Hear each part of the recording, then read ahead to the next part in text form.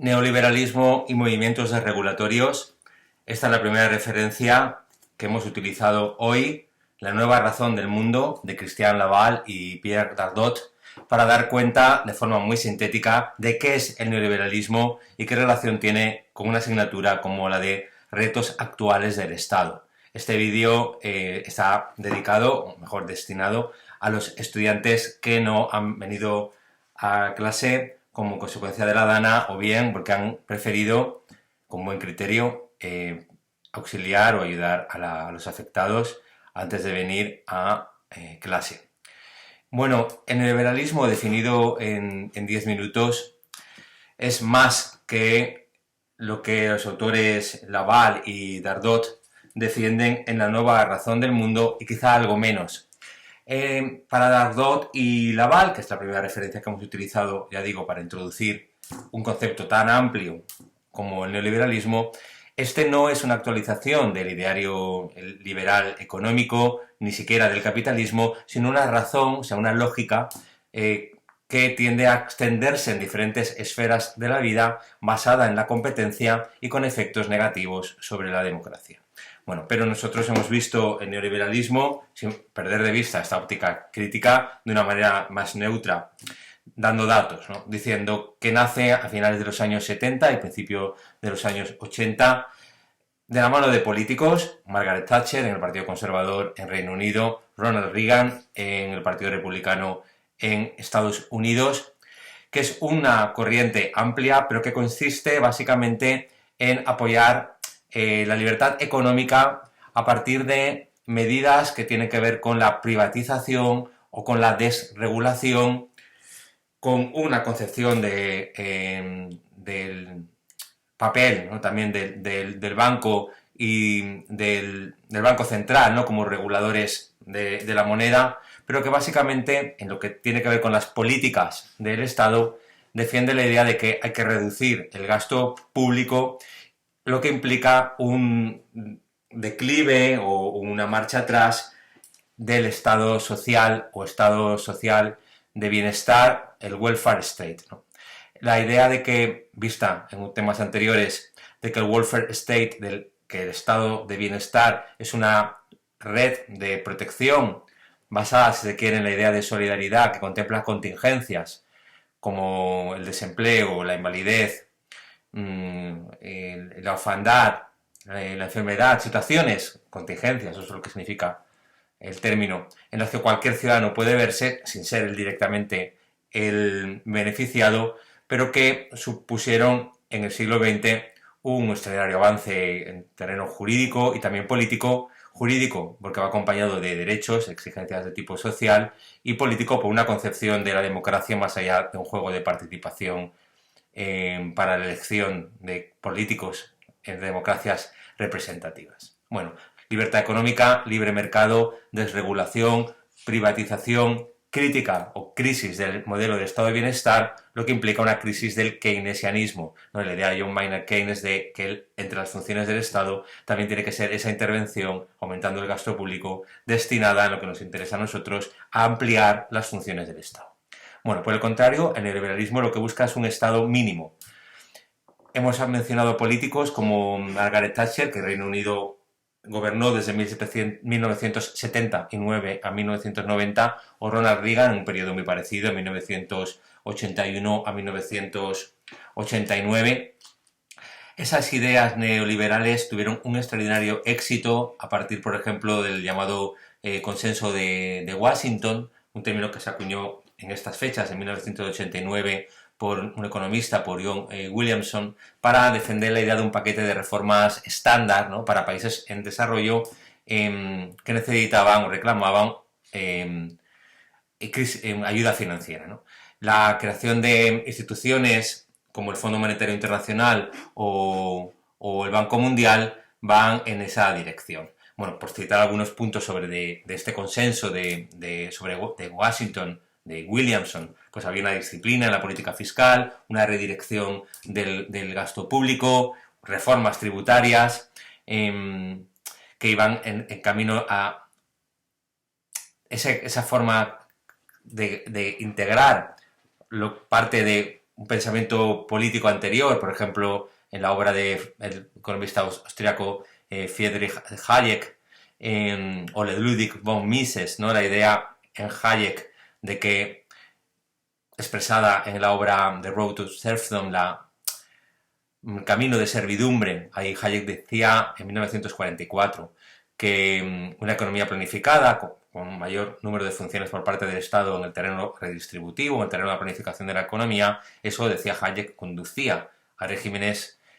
totalitarios, a formas de servidumbre. Bueno, esos libros tuvieron mucho éxito, igual que el libro de Ludwig von Mises, se incorporaron en los think tanks, en los grupos de pensamiento, de apoyo a la comunicación de líderes políticos, en este caso conservadores. Bueno, liberalización del comercio, privatización de empresas estatales, liberalización de barreras a la inversión extranjera, desregulación y al mismo tiempo mucha seguridad jurídica para los derechos de propiedad. Eso es un poco el ideario de lo que se llamó el consenso de Washington, ¿no? Uno de los puntos que tenemos que conocer al estudiar el neoliberalismo. Bueno, yo añadiría que junto a la política de Reagan, a la política de Thatcher, al declive o al deterioro, a la marcha atrás de la idea de estado de bienestar,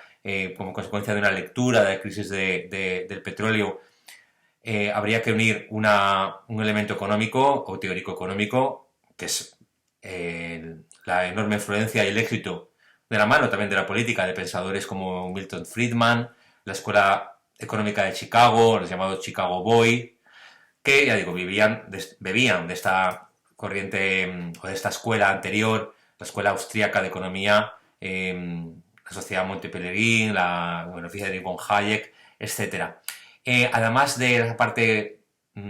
económica, pues había una parte también cultural, ideológica. Yo creo que fue muy influyente el papado de Juan Pablo II, el papa polaco, que venía de un país cuya resistencia a la URSS, a la Unión Soviética, no se produjo a la manera checa, también con revueltas estudiantiles, arte, literatura, cerveza y reclamo de libertad, sino más bien como a partir de la religión y concretamente del catolicismo, también del sindicato de Solidaridad, pero bajo una idea de que la Rusia era una potencia opresora en un terreno ya casi religioso, metafísico,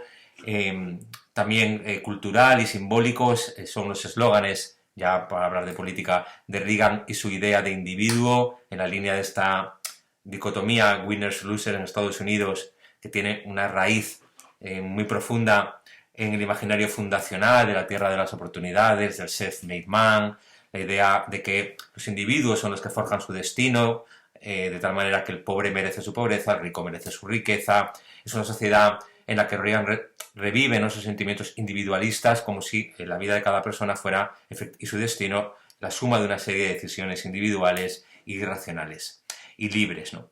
Más la economía de Chicago Boys y de Milton Friedman, con episodios moralmente criticables, ¿no? Y política y incluso jurídicamente, como fue pues, el apoyo de economistas como Friedman a dictaduras que tenían a Pinochet en Chile, a Videla en Argentina. ¿Qué más decir del neoliberalismo? Lo hemos situado históricamente, finales de los años 70, inicios de los años 80, culturalmente, con esa raigambre, esa raíz del individualismo en Estados Unidos, de la mano de Thatcher, ese conservadurismo meritocrático en un sentido muy exigente del individuo que provocó el desmantelamiento de redes de protección social y solidaridad, no solo los sindicatos. Hay libros estupendos sobre los movimientos culturales que se producen como el otro lado, el lado oscuro, si se quiere, de estas reformas en nombre de la libertad individual, como fue pues, todo el pan de Susan de Benchis en el libro que hemos comentado en clase, sí, de pasada, The Season of the Witch. Hay un autor que no entra para el temario, pero que yo os lo he recomendado, que es Mark Fisher, que tiene textos, libros sobre realismo capitalista. Se ha hablado también de el más cercano a la especie de realismo capitalista que era, se me ha ido el título de la segunda o tercera obra de Max Fisher, los artículos de comunismo ácido, Constructos Flatline era el título, era tu tesis doctoral. Bueno, la idea de que había toda una historia gótica a partir de figuras como el fantasma, como el zombie, el imaginario reactivo a la tesis de Margaret Thatcher de que no había alternativa al neoliberalismo, que there's no alternative, decía Margaret Thatcher. Esto es casi un movimiento natural y aquí por volver, ir acabando con Laval y Pierre Dardot, pues que además se va extendiendo una forma de pensar, una racionalidad en el arte, en la cultura, lo analizan críticos culturales y musicales como Simon Reynolds, ¿no? También. Para cerrar el capítulo del neoliberalismo, podemos decir que es un movimiento que ha tenido un extraordinario éxito, quizá contrafácticamente, porque en muchos países donde se ha integrado ese ideario ha acabado provocando dualizaciones socioeconómicas muy profundas, aumento de la diferencia entre ricos y pobres. Y a partir de la concepción, yo creo que tiene razón Laval y Dardot, pues muy selvática, no muy darwinista, del individuo, como si se pudiera explicar su suerte únicamente a través de elecciones individuales, cuando hay todo un conjunto de variables sociales que inciden en las posiciones económicas, ¿no? Y que hoy en día pues tenemos una nueva versión quizá del neoliberalismo que se puede llamar el anarcocapitalismo, y hemos apuntado un libro, un clásico de los años 70, 74 si no me equivoco, Anarquía, State, Estado and Utopía, de Nozick, en la que defiende la idea de un estado mínimo, como una especie de gendarme nocturno, un night watchman state, únicamente preocupado, focalizado en la idea de la protección de las adquisiciones, de una cadena de adquisiciones de tipo contractual, a partir, como decíamos antes, de una fuerte protección jurídica de la propiedad y de la seguridad. La seguridad es un valor muy importante para el liberalismo, sobre todo porque tiene que ver con esa condición imprescindible para las inversiones de capital y para la economía, no así, claro, los derechos sociales, y que desde Nozick hasta hoy se ha ido incluso profundizando o